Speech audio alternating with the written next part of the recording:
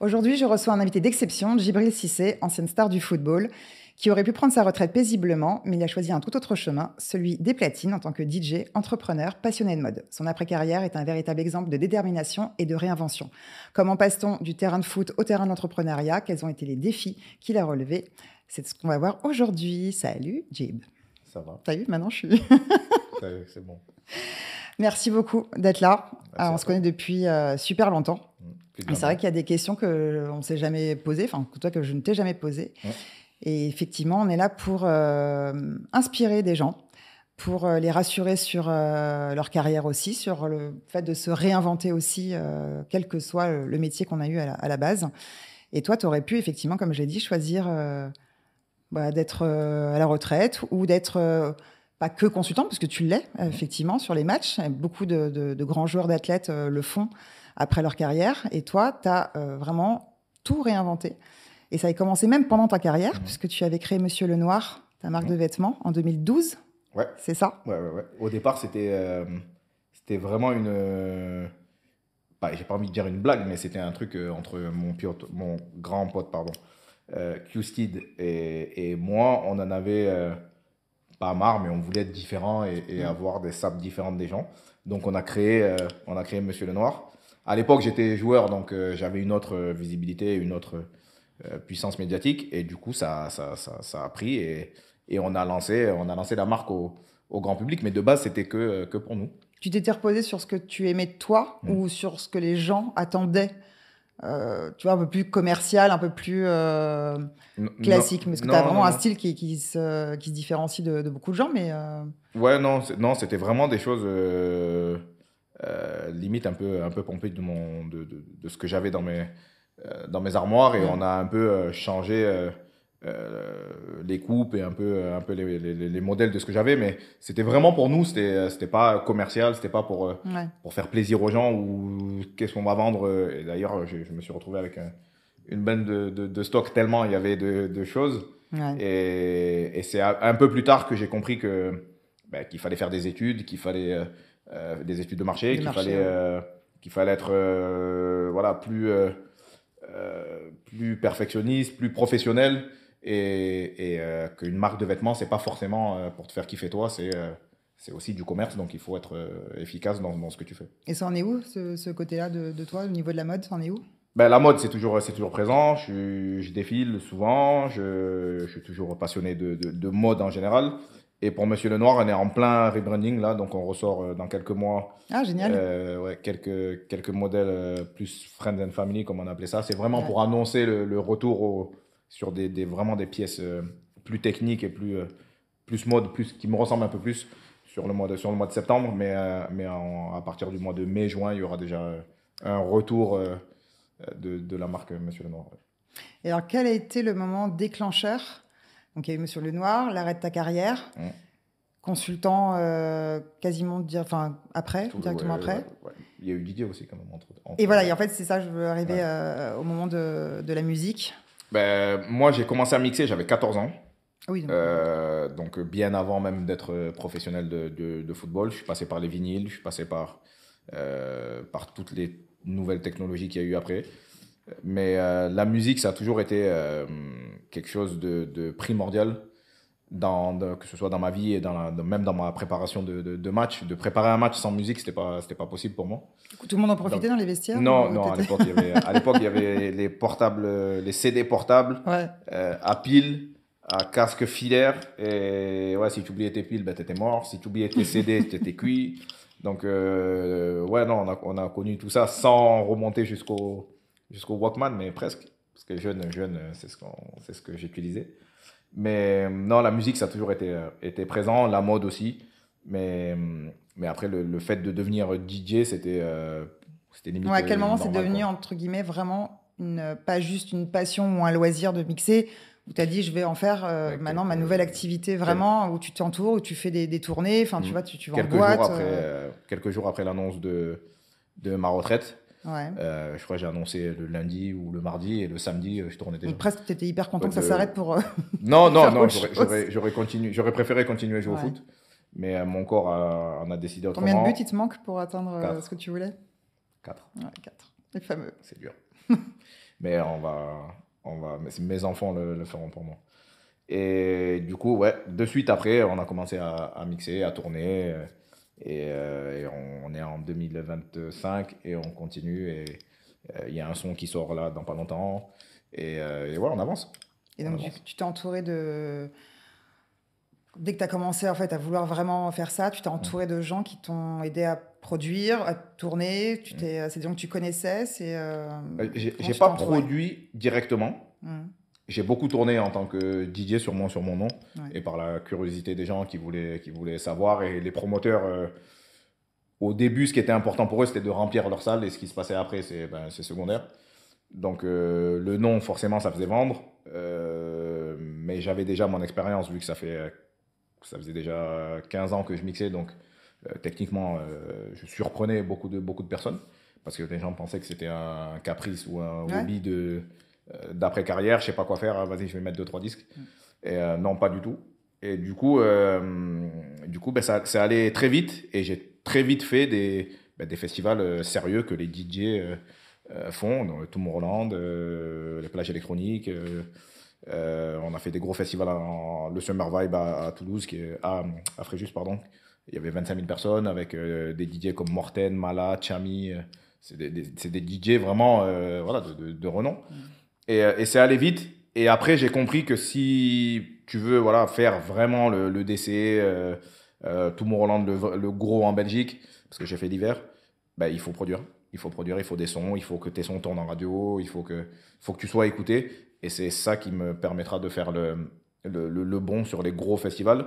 Et du coup, c'est ce qu'on essaye de faire avec Mercer notamment, qui est un producteur exceptionnel. Là, on a un son qui sort, comme je l'ai dit tout à l'heure, un son disco house. J'essaie d'aller vers mes premiers amours qui étaient la house et la disco house. Ça surprend un peu. Mais c'est j'ai vraiment deux parties côté musique. J'ai le côté afro house et le côté aussi disco house. Beaucoup d'athlètes ont du mal à tourner la page après une grande carrière. Toi, comment tu as vécu cette transition? Tu étais heureux de pouvoir faire le DJing, mais en même temps frustré effectivement de ne pas finir ce que tu avais envie de finir, les fameux 4 buts. Ah ouais, carrément. Comment tu l'as vécu toi psychologiquement et humainement cette transition? J'ai eu la chance d'avoir quelque chose à faire rapidement, donc j'ai vite tourné la page, mais encore aujourd'hui, tu me dis, tu plaques tout et tu repars sur une saison, il n'y a pas de problème, hein, on y va. J'ai pas encore vraiment tourné la page, je commence à être en phase de me dire, ben, voilà, il t'en manquait 4, ben, il fallait les mettre quand tu étais apte. J'ai toujours ce côté-là de moi qui se dit tiens-toi prêt, on ne sait jamais. Parce que j'aime tellement ça et que je me dis on ne sait jamais. Mais à 43 ans, ça serait assez fou, assez exceptionnel, mais pourquoi pas. Tu avais déjà réfléchi à l'après-football pendant ta carrière? Tu savais à peu près ce que tu voulais faire? Ça te faisait peur?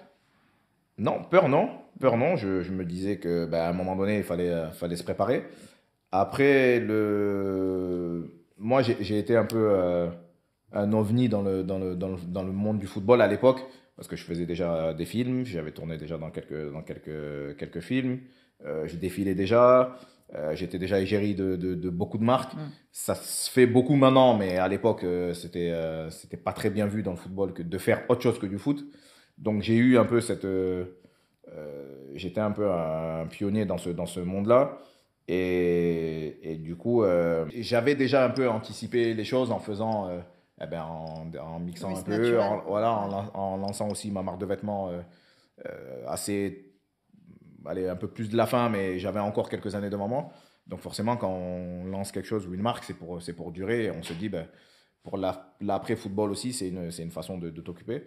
Donc non, quand j'étais pas forcément... non, j'avais pas forcément peur ou pas préparé à l'après football. On vous travaille aussi, on vous prépare à travailler cette après-carrière en fait, en général, non? Pas tant que ça. Pas tant que ça? Pas tant que ça, ouais, c'est un peu au cas par cas. Dans la nature C'est au cas par cas, c'est l'athlète qui qui a ses centres d'intérêt, qui a ses passions et qui se dirige vers ce qu'il veut faire. Il n'y a pas forcément un pôle de gens qui te disent ben, après ta carrière, il va falloir que tu fasses ça. C'est vraiment au cas par cas et selon ce que tu aimes faire, quoi. Quand tu as lancé ta marque et qu'après aussi il y a eu la musique, est-ce que tu as ressenti du scepticisme de la part des gens? Est-ce que tu as eu un bon accueil? Comment ça s'est passé à ce niveau-là? C'était plutôt positif, Ouais. mais il y a toujours, Oui. il y a toujours les gens qui vont dire ouais, c'est de la merde ou pourquoi il fait ça, il n'a pas besoin de faire ça. Et le problème, c'est que les gens ramènent tout à l'argent. Et ils se disent que ben, c'est un footballeur, il gagne bien sa vie, il n'a pas besoin de faire autre chose. Sauf que moi, c'est une passion depuis que je suis tout petit. Je volais les affaires de mes grands frères pour être un peu en avance par rapport à mes potes. La mode, les gens qui me connaissent, ça a toujours fait partie de ma vie. Même dans le football, je mettais une chaussure rouge, une chaussure bleue.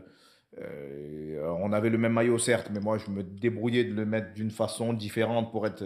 Donc, la mode, ça a toujours été là-dedans. Donc, c'était normal ou une évidence que je fasse une marque de vêtements à un moment donné.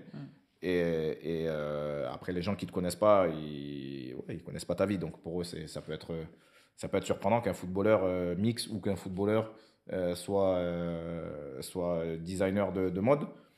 Mais après, j'ai envie de dire que les gens pensent ce qu'ils veulent. Comment t'es, toi, par rapport à la critique ou... Je m'en fous totalement. Tu t'en fous complètement? Ouais, j'ai appris à 20, allez, entre 20 et 30 ans, j'étais très réactif aux critiques. J'ai fait des dérapages sur les réseaux, à m'en prendre à des mecs qui parlaient mal. J'ai ce tempérament-là un peu impulsif. Mais avec le temps, j'ai su canaliser ça. Et maintenant, franchement, ça glisse. Et je me dis, ben, c'est dommage pour lui. Le mec, il te suit. Donc, il perd son temps à te suivre pour mettre des commentaires négatifs. C'est que sa vie, elle n'est pas trop excitante. Donc, j'ai pas trop de temps et d'énergie à dépenser voilà, avec ces gens-là. Et surtout que tu lui donnes du buzz qui va être repris et ça va être toi le méchant de l'histoire, alors que de base, tu n'as rien demandé. Donc, non, j'ai appris à laisser couler et faire ce que j'ai à faire, quoi. Tu as le trac quand tu montes sur une scène pour mixer? Ben, je parlais de ça hier avec. J'étais au Luxembourg hier. Tu peux avoir le trac aussi quand tu rentrais sur un terrain de foot? Non. Non, ça jamais? Non. Et donc, quand tu mixes, en revanche? Non, ça dépend. Quand c'est un gros public, je suis à l'aise. Vraiment, 10, 15, 20, 30 000 personnes, ça me va. Mais quand c'est plus petit, j'ai un peu plus la pression. Parce que t'as peur que même ça ne prenne pas forcément, parce qu'ils sont moins nombreux. C'est vraiment c'est fou, parce que normalement, quand il y a plus de monde, c'est là où tu dois avoir un peu plus peur. Mais ça, c'est peut-être le côté du football j'ai eu l'habitude de jouer devant des gros publics. Mais ouais, j'ai un peu plus la pression, mais je tremble pas et je sais ce que je fais. Mais c'est vrai que c'est un peu plus compliqué de jouer devant des petits publics. Qu'est-ce qui t'a le plus surpris quand tu passes du monde du sport au monde de la musique ou de la mode? Est-ce qu'il y a des choses qui ont vraiment changé, où tu as été surpris en disant tu vois, c'est des choses complètement différentes? Ouais. Mais est-ce que tu as été surpris dans le positif comme dans le négatif aussi, Ouais, le temps, les heures. Dans le football, c'est très timé. Genre, quand on te dit rendez-vous 10 heures, c'est rendez-vous 10 heures ou 10 heures moins le quart ou 10 heures moins 10. Dans la mode, quand on te dit rendez-vous 13 heures, tu peux attendre jusqu'à 15 heures. Dans la musique aussi, quand on te dit sortie, normalement ton son il sortira au mois de janvier, tu peux être au mois de janvier un an après.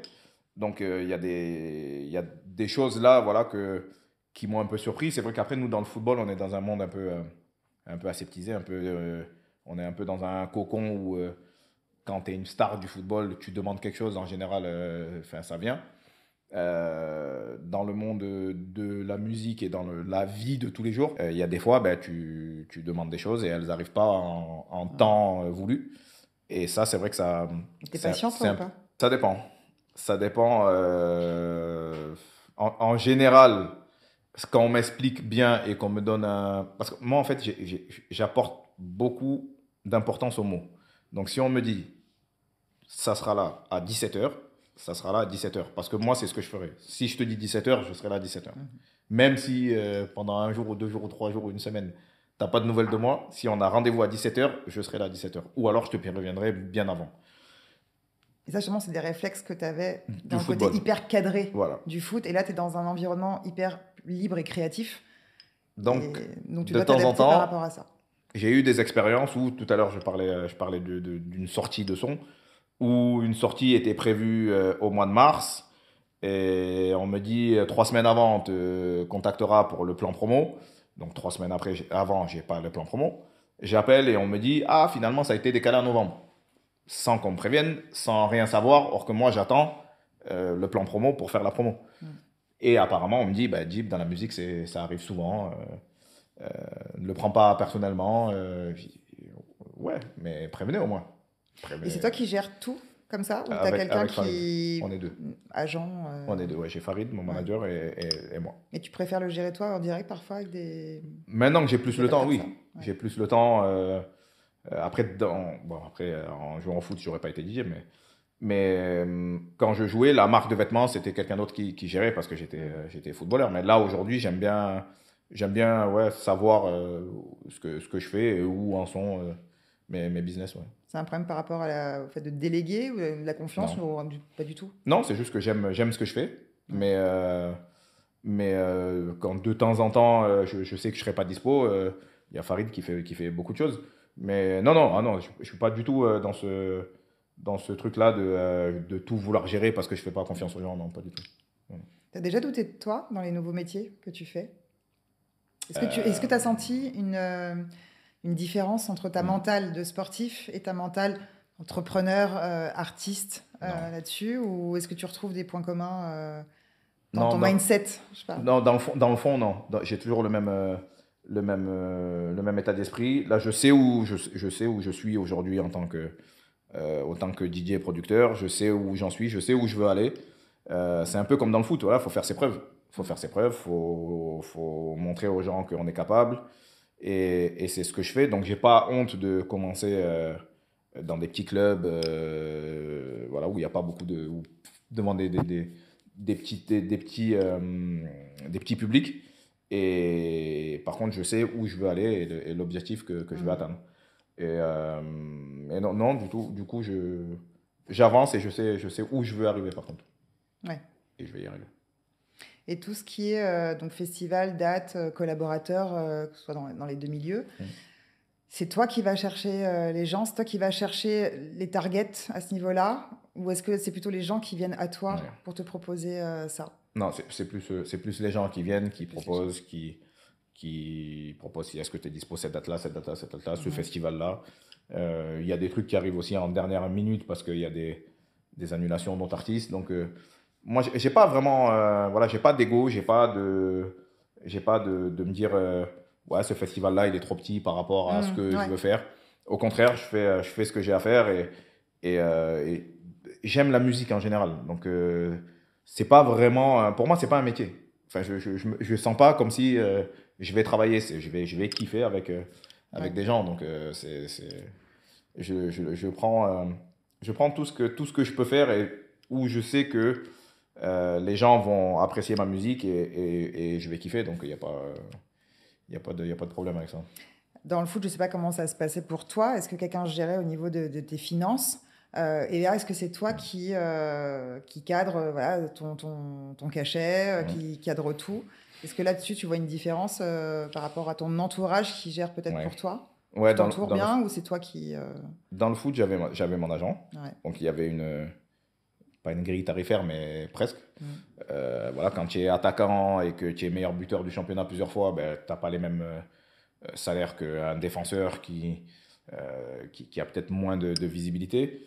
Donc, on avait entre nous une target salariale et de se dire, ben, on va chercher ça parce qu'on pense que ça mérite ça. Donc, ça, c'était mon agent qui était, voilà, il avait tous les chiffres et moi, j'étais concentré sur le terrain. Là, aujourd'hui, il y a des critères qui font que ben, tu peux tu peux demander un cachet plus gros que d'autres. Si tu as une actu musicale, si tu as des tubes, si tu as des sons qui tournent, qui sont en rotation radio. Et puis du lieu tout simplement aussi où tu vas. Voilà. Et du coup, le festival aussi est important. Si c'est un plus petit festival, je m'adapte. Si c'est un festival un peu plus gros, ben, ouais, t'imposes pas forcément. Non, en plus, non, si ça te plaît, tu y vas. Quoi. Ouais, exactement. J'ai fait des trucs à cacher, mais vraiment réduit. Parce que je trouvais le concept cool, le staff était cool, et ils te prennent pas pour ils te prennent pas pour un projet, un objet. Ils te disent, voilà, ça nous ferait plaisir que tu sois là. On est un festival qui commence, si tu peux nous donner un coup de main. Voilà, moi j'aime ce genre de démarche-là. Ouais. Je suis pas forcément tout dans le commercial et dans l'argent. Tu laisses parler l'artistique. Exactement. Exactement. Tu as connu des échecs depuis que tu fais ce métier-là? Oui. Tu peux me raconter des... Ouais, il y a eu des flops. Soit des ondes, soit des flops, soit des... Non, il y a eu des festivals où tu pensais que ça allait être full et ben t'arrives, il y a 10, 20 personnes, il faut faire le show, il faut le faire quand même. Moi, en tout cas, je le fais. Tu donnes la même intensité quand tu es...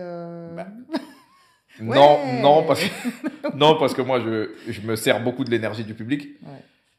Mais en tout cas, il faut le faire pour ceux qui sont là. Ils ont le mérite d'être là, ils ont fait l'effort d'être là, donc il faut faire le minimum syndical pour eux. Donc je le fais. Après non, je ne fais pas des saltos pour 20 personnes. Pour 10 000 peut-être, mais pas pour moi. Mais tu t'es déjà un peu raté sur des mix ou des choses comme ça où oui. Est-ce que tu perds pied à ce moment-là ou tu es en mode je vis avec de l'humour et Ça m'est arrivé il y a longtemps quand même, ça va, il y a 2-3 ça m'est pas arrivé dans les 2-3 dernières années. Mais à se tromper de platine, tu vois, tu rentres un son sur la platine de gauche, tu penses que c'est la platine de droite qui tourne, t'éteins la platine. T'as des bisous de Carlos. Et il n'y a plus de son, tu vois. Et les gens, ils te regardent maintenant. Et là, tu fais quoi? Tu t'adaptes. Oui, mais... tu fais bonne figure. Ouais, il y en a plein, il y a plein de bugs comme ça ou qu'est-ce que j'ai eu notamment? Ouais, la platine qui se met à un mauvais BPM. Donc un son qui est à 130 et tu le fais tourner, il est à 110. Donc il... Ça peut être le début d'un son, tu sais pas. Ouais, pourquoi pas? Tu dis c'est une intro, tu vois. Tu t'adaptes. Mais franchement, il y a beaucoup de DJ qui ont eu un truc de fou. Je pense que tout le monde a eu une casserole. Mais on parle d'échecs ou d'apprentissage, mais quels ont été les échecs, même en général, pas forcément que dans le mix, mais les échecs qui t'ont appris quelque chose et que tu ne refais plus jamais, que ce soit dans le business, l'entourage, l'activité en elle-même. Qu'est-ce que tu as appris? Faire trop confiance aux gens. Il ne faut pas faire trop confiance aux gens. Non. Il faut un minimum de sécurité. Ça m'est arrivé de faire confiance à des orgas qui te disent ouais non c'est bon, ta date elle est sûre, donc moi j'annule tout ce qu'il y a ce jour-là, et au dernier moment ils t'annulent la date et du coup tu as annulé 2 ou 3 dates pour sa date à lui et du coup tu te retrouves avec un. Donc il faut un minimum de sécurité. Il y a des contrats dans le football comme dans la musique. Moi vu que je suis quelqu'un de parole, les contrats de temps en temps c'est pas forcément le plus important, tant que moi tu m'as donné ta parole et moi je t'ai donné la mienne. Oui, tu peux le signer après que ça se passe. C'est plus ça, ou pas du tout. Ou on s'arrange comme ça à l'oral, ouais c'est bon, ça se fait. Et de temps en temps, y a des mecs qui perdent parole et tu te retrouves à avoir un samedi libre, or que tu avais 3 dates normalement à ce jour-là, mais vu que tu as fait confiance à une personne et tu as donné ta parole, du coup, et ta réaction, c'est quoi? C'est de dire maintenant je cadre mieux avant, ouais. Ou c'est de dire non, je continue comme je l'ai fait, je suis au feeling et, maintenant, c'est je commence la discussion et Farid finit. Sauf que Farid, c'est autre chose. Lui, c'est un manager, c'est carré, c'est contrat, c'est avance, c'est à compte. C'est autre chose. Et du coup, on a moins de casseroles. Tu as déjà été trahi dans ton entourage proche avec qui tu bosses? Oui. Ouais. À l'époque du foot ou plus récemment? Ça s'est passé à l'époque du foot, mais je l'ai appris il n'y a pas longtemps. D'accord. Ouais, sale. Et ça, c'est un truc qui, avec toi, ça passera pas 2 fois, quoi. Non, il n'y a pas de passe-droit dans la vie. Mais tu ne te remets pas en question, toi, par rapport à ça? Sur ce cas-là, non. Sur ce cas-là, je peux rien faire. Ouais. C'est... Non.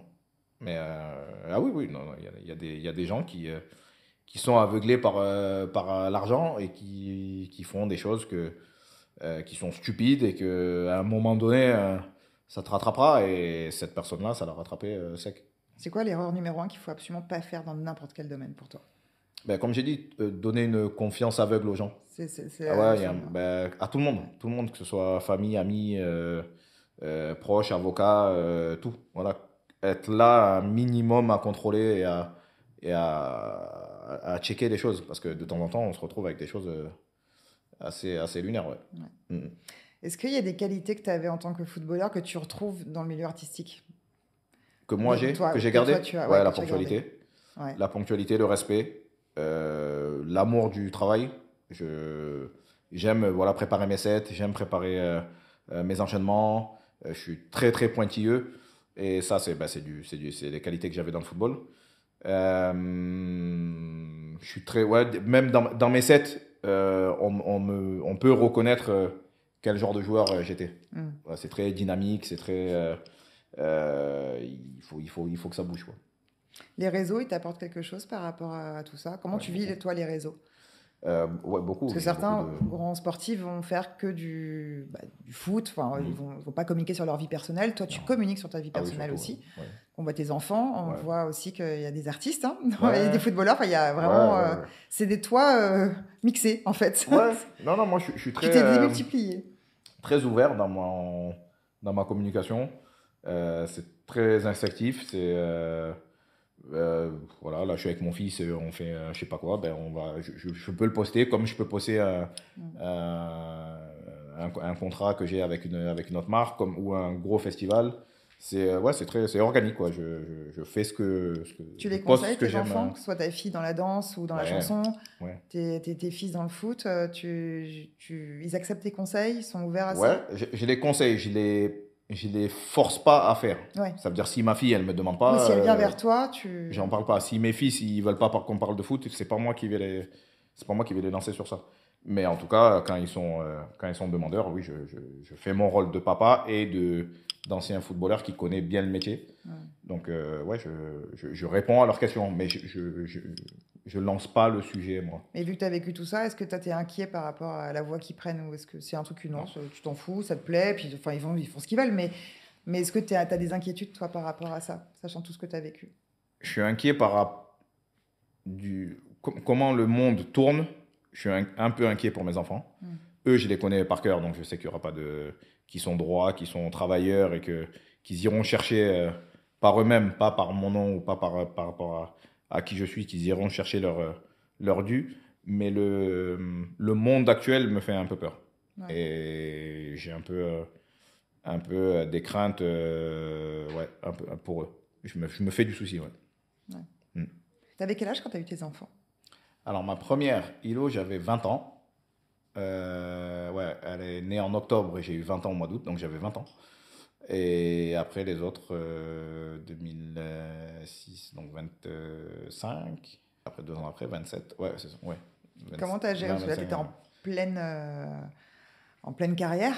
À 20 ans, oui. Tu étais à ton apogée. Et là, à ce moment-là, le temps que tu pouvais consacrer, ils voyageaient avec toi? Ils étaient sur un endroit fixe? Tu faisais en fonction d'eux par rapport à tes prises de décision?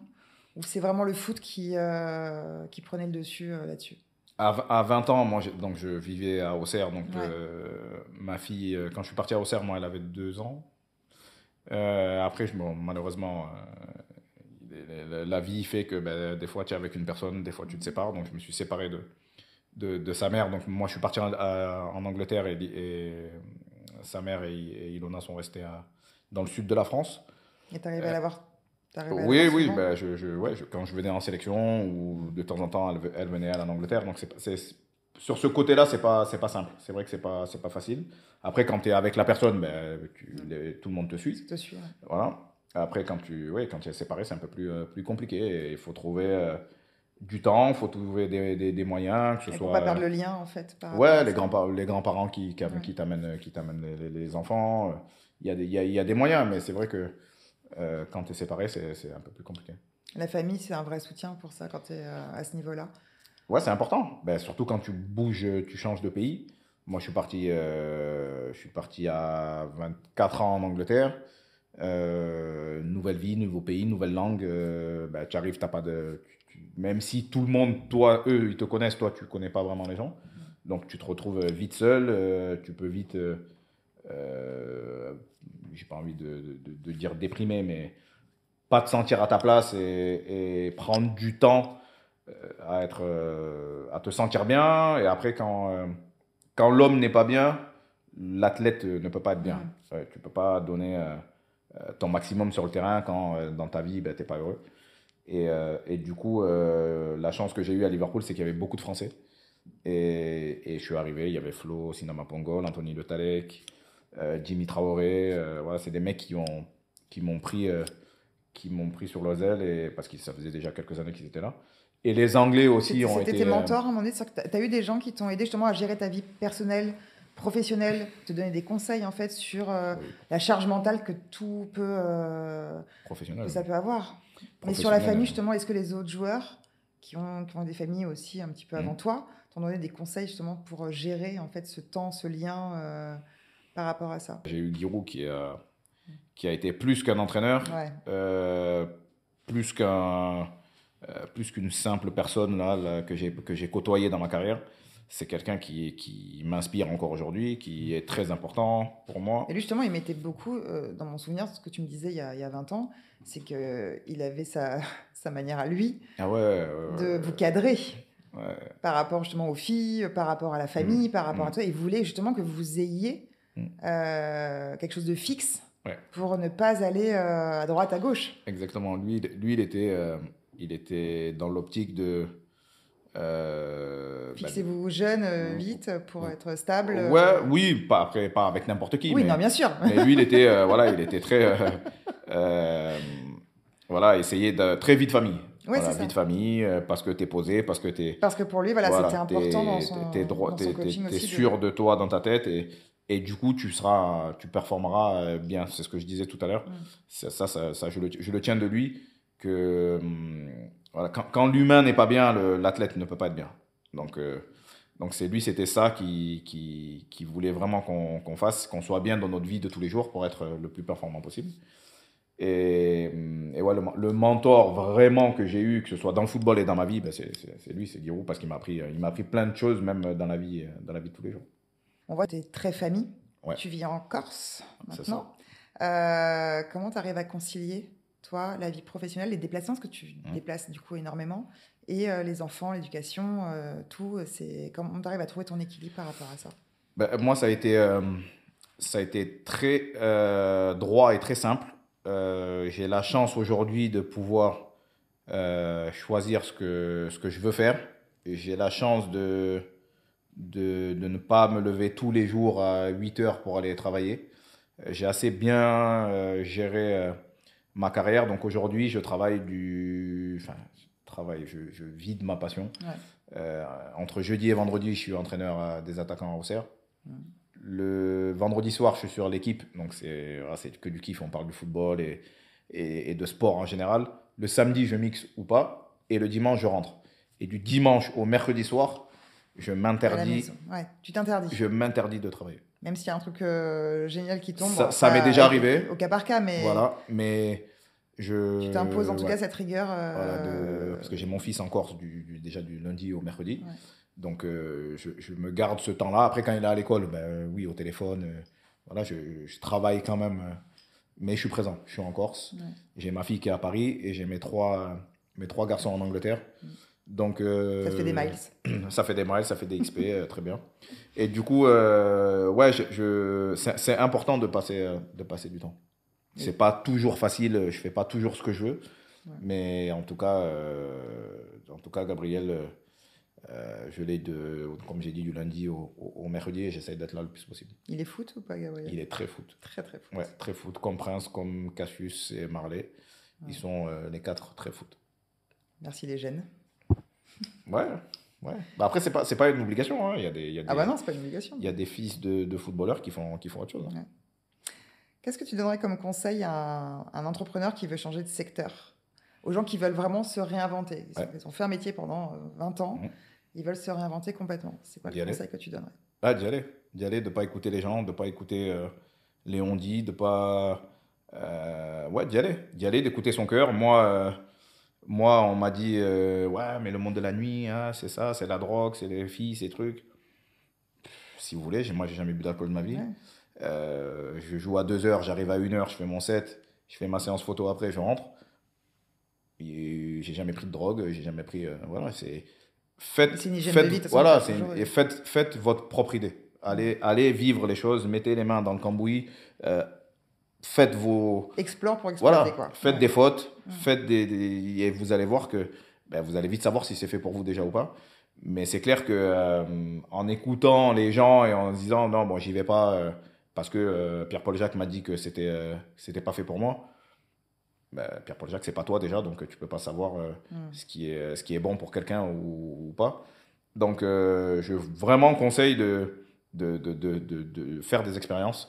Et si vous tombez, vous relèverez. Ouais, on apprend des échecs. Mhm. Comment tu te vois, toi, dans les années à venir? Tu arrives à te projeter sur combien de temps? Et est-ce qu'il y a d'autres domaines que tu as envie encore d'exploiter, de découvrir? Moi, je suis très touche à tout. Donc, je pense que dans 10 ans, je me vois peut-être dans d'autres, peut-être organisateurs d'événements, de festivals. J'aimerais bien créer ou mon concept de soirée ou un festival. Donc, je peux aussi aller vers cette direction-là. Mais ouais, non, j'aimerais bien vraiment faire mon chemin dans la musique. Donc, Donc, plus musique que mode, quand même? Non, parce que pour moi, c'est pareil. Les deux vont avec. Dans la mode, pareil, voilà, que Monsieur Lenoir grandisse, que Monsieur Lenoir devienne. T'as envie de faire des défilés? T'as envie de devenir, en fait, Bien une sûr. marque de haute couture, comme ça? Ou pas?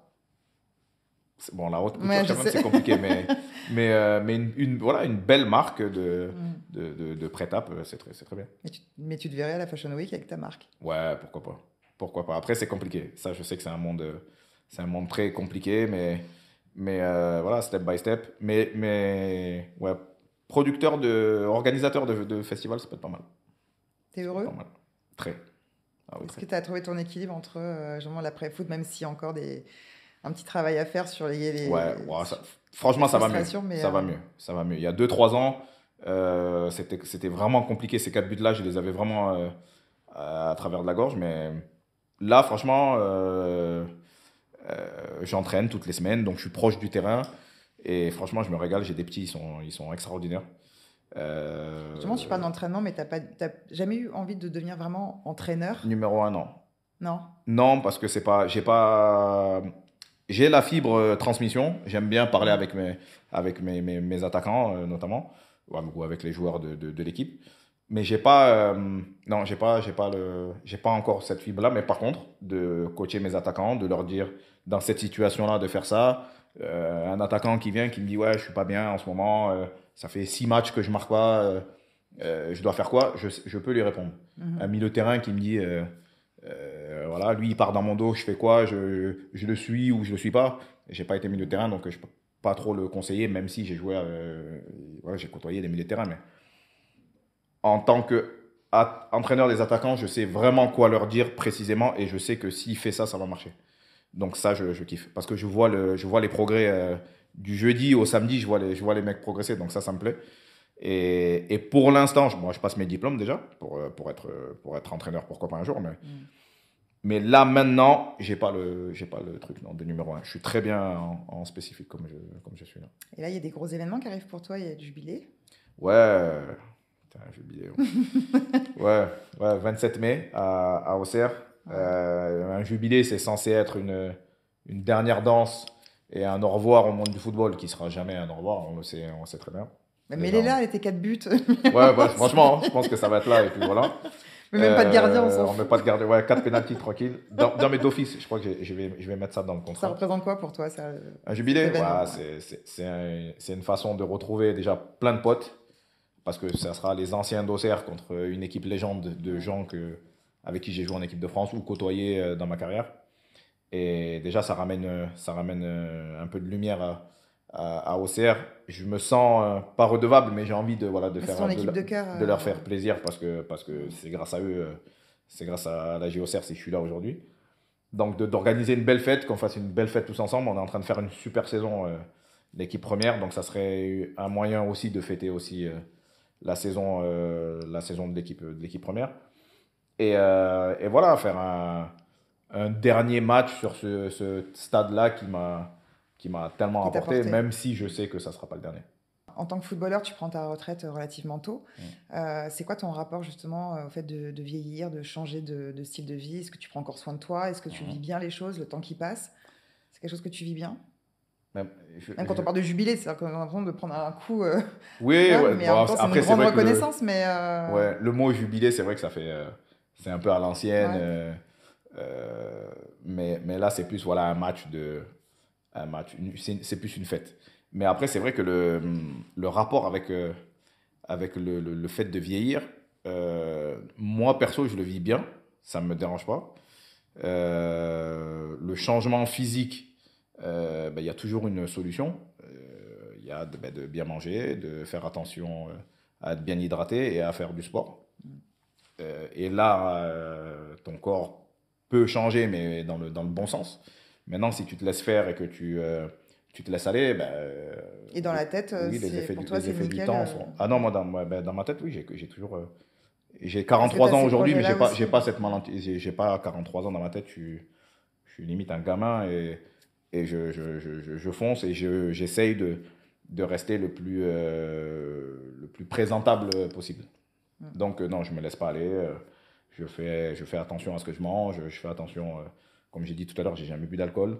Donc, j'essaye de. C'est ça le secret. D'être le plus. D'avoir la meilleure hygiène possible. Quand on a été footballeur comme toi, c'est vrai qu'on a une image reliée à l'argent. Ouais.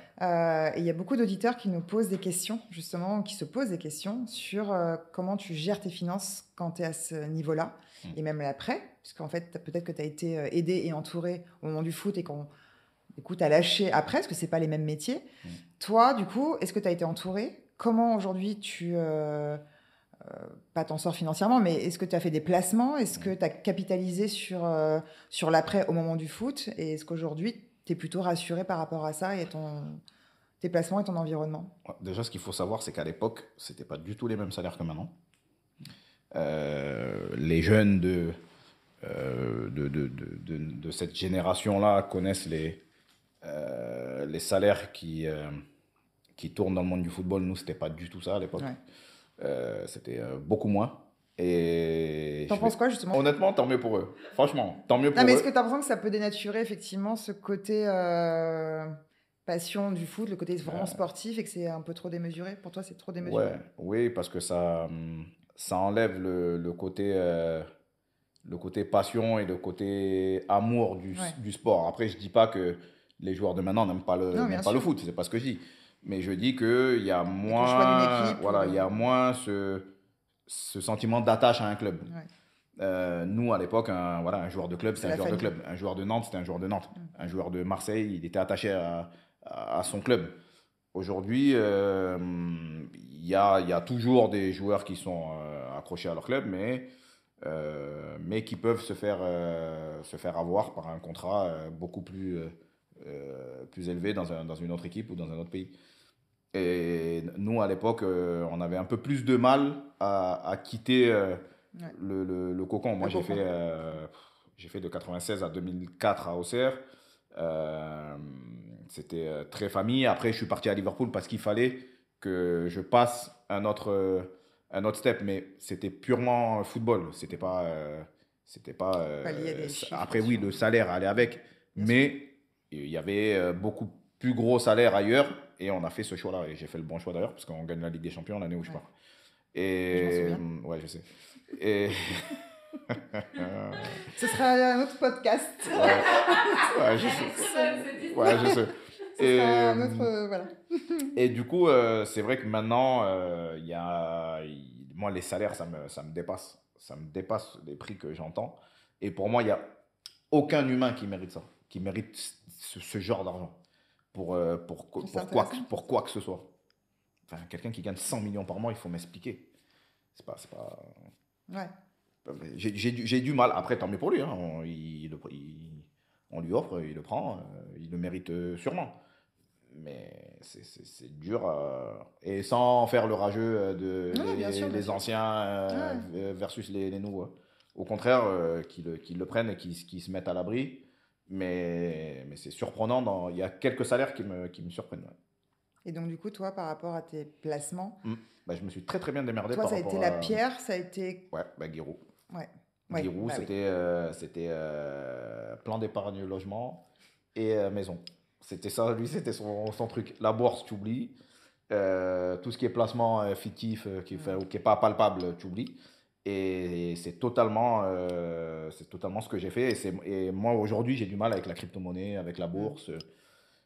Ça marche sûrement, hein, pour certains, mais moi, tant que j'arrive pas à le toucher, à le quantifier, j'ai du mal. J'ai du mal. Donc assurance vie et placement Et du coup, ça met dans la aussi tes pierre, quoi. enfants Dans la pierre, ouais. en sécurité par rapport à ça. Donc ça, c'est Guiraud qui t'a tout appris. Exactement. Exactement. Après, il y a du bon, il y a du moins bon, il y a du bon dans la crypto-monnaie, mais il faut être spécialiste, il faut être constamment à l'affût de la moindre opération, et ça, enfin, c'est pas mon truc. Mais moi, oui, je suis très plus IMO et placement, voilà, vraiment basique, quoi, où tu peux quantifier ton argent. Tu as des regrets par rapport à des placements que tu as pu faire ou, Oui, j'ai fait des histoires quand même que tu as, enfin des projets que tu as loupés Ouais, je suis passé à côté de trucs pas mal. J'ai fait des investissements qui je pensais être bien, mais que j'avais des parts dans un vignoble. C'est marrant pour quelqu'un qui boit pas d'alcool. Ouais. Donc ça m'a vite, Gâché. j'ai vite désenchanté. J'ai vite revendu Tes parts. mes parts, pardon, parce que à chaque réunion, je comprenais pas de quoi on parlait. Parce que j'étais majoritaire, donc il fallait que je paye le plus pour un truc que je kiffais pas. Donc j'ai eu un peu plus de mal, mais voilà, je suis passé aussi à côté de choses cool, et des fois, ben, c'est comme ça. Des fois, tu gagnes ou tu perds. C'est ça. Est-ce que tu as déjà voulu investir dans des sociétés, des startups, justement aider aussi des gens qui se lancent, être associé de gens qui veulent ton point de vue, ton aide, au-delà du financier, mais... Ouais, je suis dans deux sociétés. Une qui s'appelle Beau Mobility, qui font des trottinettes électroniques. Je suis venu électrique avec je suis venu tout à l'heure avec. Et je suis dans une société aussi qui fait des ballons recyclés, qui s'appelle Rebond. Et donc toute la matière du ballon est recyclée. Et du coup, on a fait la Coupe du Monde moins de 17 ans. Donc ils ont joué avec nos ballons. Et on essaye, voilà, vraiment d'éduquer les équipes et les gens à consommer les ballons de football autrement. Et c'est quoi, toi, ton investissement justement dans cette société-là? C'est que financier ou est-ce que tu vas aller vraiment t'intéresser aux produits, tu vas apporter des idées? C'est un peu les deux. Un peu les deux, et c'est aussi mon image qui porte quand même, et qui facilite les relations avec les clubs. Pour Rebond, ben, c'est plus facile que Djibril aille parler au club plutôt que Simon. Et du coup, ouais, j'ai ces deux compagnies-là. Après, j'aime bien, je reçois beaucoup d'offres, beaucoup de demandes. Il y a des choses qui me plaisent, il y a des choses un peu moins. Mais en tout cas, je trouve que c'est le futur. De toute façon, c'est le futur de l'économie. Et il y a des trucs, ouais, vraiment innovants. Mais Robon, en tout cas, ça m'a séduit. On a fait d'ailleurs l'émission Qui veut être mon associé. Ouais, c'est ce que j'allais dire, ça me fait penser à ça. On a fait justement avec Robon. Il a fait sa présentation, et en surprise, je suis venu le soutenir. Ouais. Et là, on est en plein développement, et ça prend. Ça prend. Et on a deux parties. On a des ballons vraiment pur football et les ballons artistiques où on fait des collections plus réduites. Mais voilà, c'est vraiment des objets de déco. Et là, on développe avec des artistes. Je vais faire un pôle d'artistes amis à moi, et on va faire une série de 9, parce que j'ai été numéro 9. Ah, oui. Donc on va faire 9 artistes différents. Canon. Et ouais, non, c'est le côté, voilà, mon côté mode, mon côté art aussi que j'aime bien. Ouais. Et on mélange les deux, le sport est là.